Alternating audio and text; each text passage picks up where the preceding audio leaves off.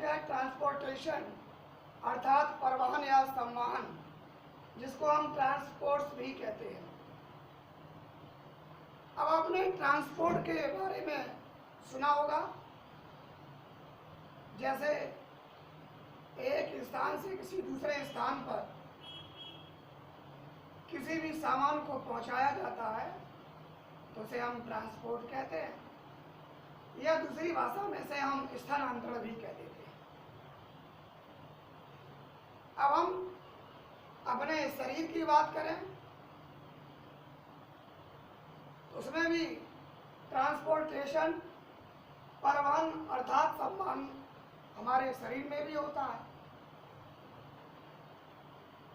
अब परिवहन अर्थात संवहन जो हमारे शरीर में होगा वो किसका होगा? जो भी हम भोजन करते हैं उसका होगा, और हम वातावरण से जो शुद्ध वायु लेते हैं उसका भी संवहन अर्थात परिवहन उसका भी होता है। जैसे कि हमें जीवित रहने के लिए भोजन और ऑक्सीजन की आवश्यकता होती है, ठीक इसी प्रकार से पचे हुए भोजन को बाहर निकालने की भी आवश्यकता होती है। पचा हुआ भोजन भी बाहर निकालना है, और पचे हुए भोजन के साथ साथ शरीर में कुछ अन्य पदार्थ भी होता है, जैसे कार्बन डाइऑक्साइड को भी बाहर निकालना अति आवश्यक है, और अमोनिया जो मूत्र के रूप में उपस्थित होता है उसको भी निकालना अति आवश्यक होता है। तो इस परिवहन के टॉपिक में, इस परिवहन के समझने के लिए सबसे पहले परिवहन की आवश्यकता क्या होती है ये मैं आपको बताता हूँ। कोई भी जीव हो, सभी जीवित कोशिकाओं को भोजन तथा ऑक्सीजन की आवश्यकता होती है, यह आप सभी लोग अच्छी तरीके से जानते हैं। और उसके बाद क्या होता है, उपापचय के फलस्वरूप अर्थात पचे हुए भोजन के फलस्वरूप कुछ उत्सर्जी पदार्थ निकलते हैं। कुछ उत्सर्जी पदार्थ का मतलब होता है जैसे कार्बन डाइऑक्साइड, हम ऑक्सीजन को लेते हैं और कार्बन डाइऑक्साइड को बाहर निकालते हैं, और अमोनिया गैस निकलती है, यूरिया के रूप में निकलती है, जिसको हम शरीर से हटा देते हैं अर्थात शरीर से हम बाहर निकाल देते हैं। यह कार्य जो है परिवहन तंत्र द्वारा संपन्न होता है। किसके द्वारा?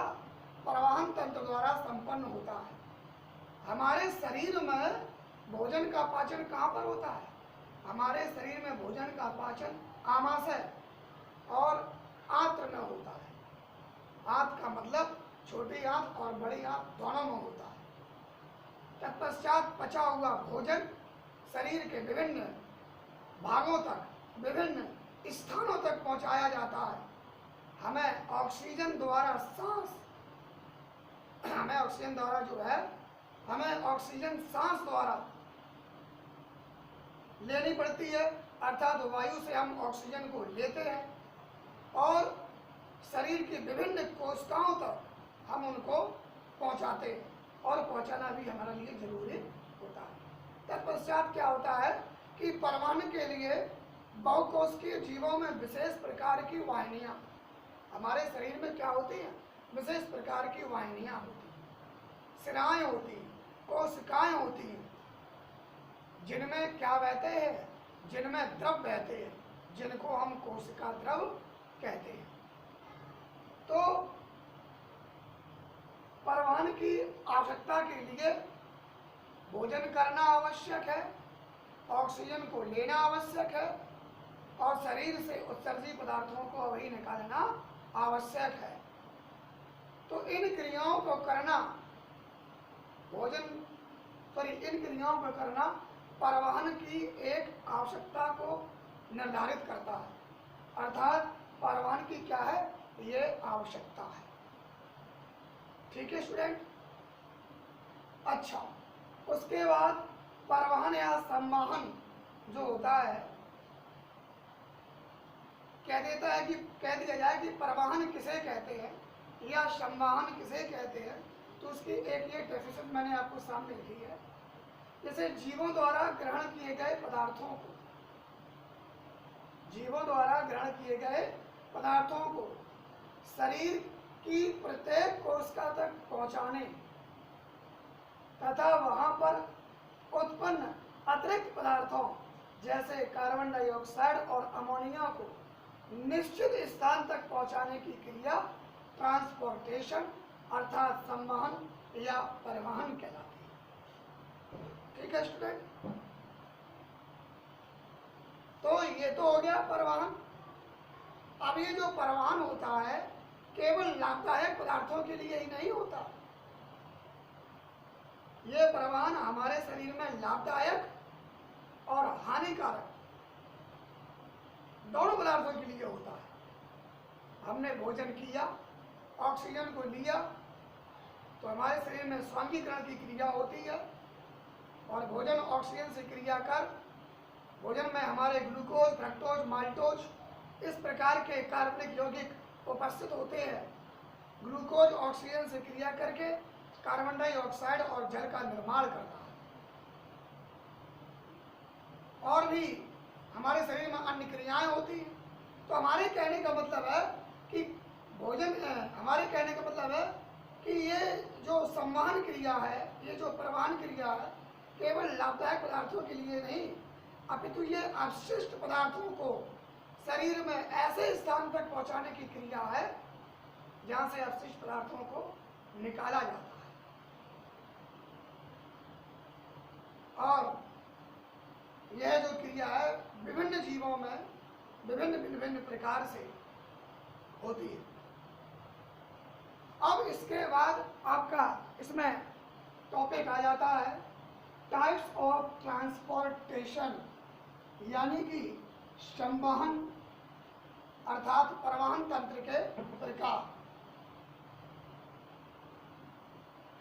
टाइप्स ऑफ सर्कुलेटरी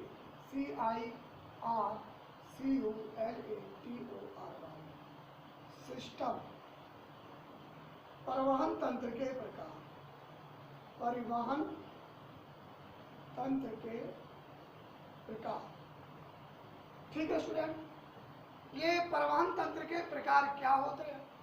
जैसे हमारे शरीर में ऑक्सीजन का प्रवाह जो होता है, हम ऑक्सीजन को मुख और नाक के द्वारा लेते हैं, नासा नलिकाओं से होते हुए श्वसन नली में जाती है और श्वसन नली दो भागों में बढ़ जाती है, दाएं फुफ्फुस और बाएं फुफ्फुस में, जिसमें बल्ब और बहुत सारी कोशिकाएं उपस्थित होती हैं, वहाँ पहुँच जाता है और ये ऑक्सीजन रक्त में मिलकर शरीर के समस्त ऊतक कोशिकाएं, समस्त कोशिकाओं में ये पहुँच जाता है और उसी रक्त के माध्यम से कार्बन डाइऑक्साइड पुनः आता है और फिर से नाक और मुख के द्वारा कार्बन डाइऑक्साइड बाहर निकल जाता है।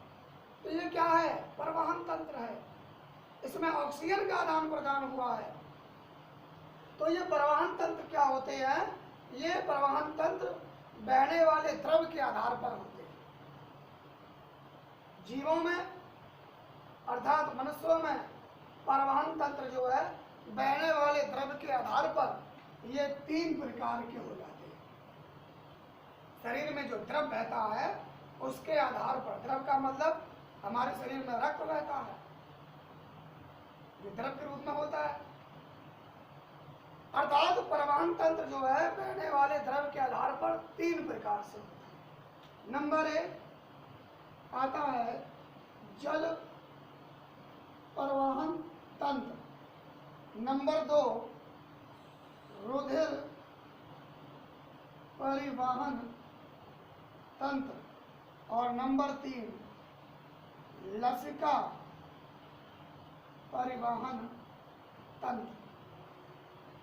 तो ये तीन प्रकार के तंत्र होते हैं, जल परिवहन तंत्र, रुधिर परिवहन तंत्र और लसिका परिवहन तंत्र। ठीक है स्टूडेंट, अर्थात परिवहन तंत्र के प्रकार, ये आपका टॉपिक है।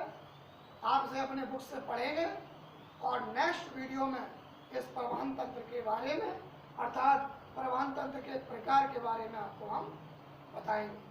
आज के इस वीडियो में इतना ही प्यारे बच्चों, धन्यवाद।